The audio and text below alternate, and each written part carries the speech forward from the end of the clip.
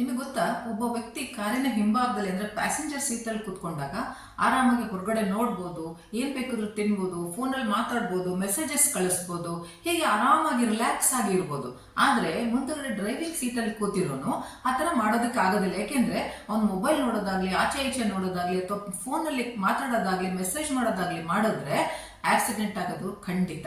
ಹಾಗಾಗಿ ನಾವು ಕೂಡ ನಮ್ಮ ಲೈಫಲ್ಲಿ ಯಾವಾಗಲೂ ಪ್ಯಾಸೆಂಜರ್ ಸೀಟಲ್ಲಿ ಕೂತ್ಕೊಂಡು ರಿಲ್ಯಾಕ್ಸ್ ಮಾಡೋದು ತುಂಬಾ ಈಸಿ. ಅದನ್ನ ತುಂಬಾ ಜನ ಮಾಡ್ತಾರೆ. ಆದರೆ ಫೋಕಸ್ಡ್ ಆಗಿ ಡ್ರೈವರ್ ಸೀಟಲ್ಲಿ ಕೂತ್ಕೊಂಡು ನಮ್ಮ ಲೈಫನ್ನು ನಾವು ತಗೊಂಡು ಹೋಗಬೇಕು, ಒಂದು ಉನ್ನತ ಮಟ್ಟಕ್ಕೆ ತಗೊಂಡು ಹೋಗಬೇಕು.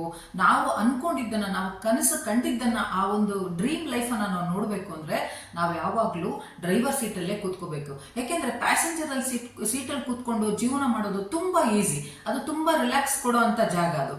ಆದರೆ ಡ್ರೈವರ್ ಸೀಟಲ್ಲಿ ಕೂತ್ಕೊಂಡು ನಮ್ಮ ಲೈಫಿನ ನಾವು ಚಾರ್ಜನ್ನು ತಗೋಬೇಕು ಅಂದರೆ ಅದು ತುಂಬ ಕಷ್ಟ.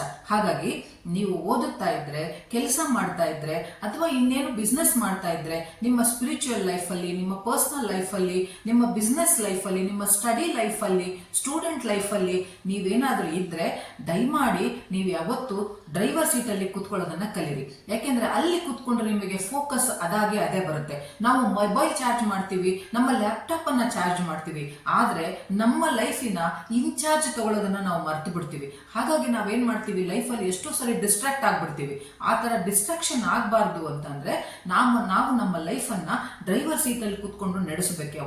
ಯಾವಾಗ ನೀವು ನಿಮ್ಮ ಲೈಫ್ ಅನ್ನ ಡ್ರೈವರ್ ಸೀಟಲ್ಲಿ ಕೂತ್ಕೊಂಡು ನಡೆಸ್ತೀರಾ, ಆಗ ಫೋಕಸ್ ಆಗ್ತೀರಾ, ನೀವು ಹೋಗೋ ಡೆಸ್ಟಿನಿಗೆ ಖಂಡಿತ ಹೋಗಿ ರೀಚ್ ಆಗ್ತೀರಾ. ಹಾಗಾಗಿ ನೆನ್ಪಿಟ್ಕೊಳ್ಳಿ, ಯಾವತ್ತೂ ಡ್ರೈವರ್ ಸೀಟಲ್ಲಿ ಕೂತ್ಕೊಂಡು ಫೋಕಸ್ಡ್ ಆಗಿರೋದನ್ನ ಕಲೀರಿ. ಯಾಕೆಂದ್ರೆ ತುಂಬಾ 90% ಜನ ಪ್ಯಾಸೆಂಜರ್ ಸೀಟಲ್ಲೇ ಕೂತ್ಕೊಂಡು ರಿಲ್ಯಾಕ್ಸ್ ಆಗಿ ಜೀವನ ಕಳೆದೋಗ್ಬಿಡ್ತಾರೆ. ಹಾಗಾಗಿ ಯಾವತ್ತೂ ನೀವು ನಿಮ್ಮ ಲೈಫ್ನ ಡ್ರೈವರ್ ಆಗಿ ಪ್ಯಾಸೆಂಜರ್ ಆಗಬೇಡಿ.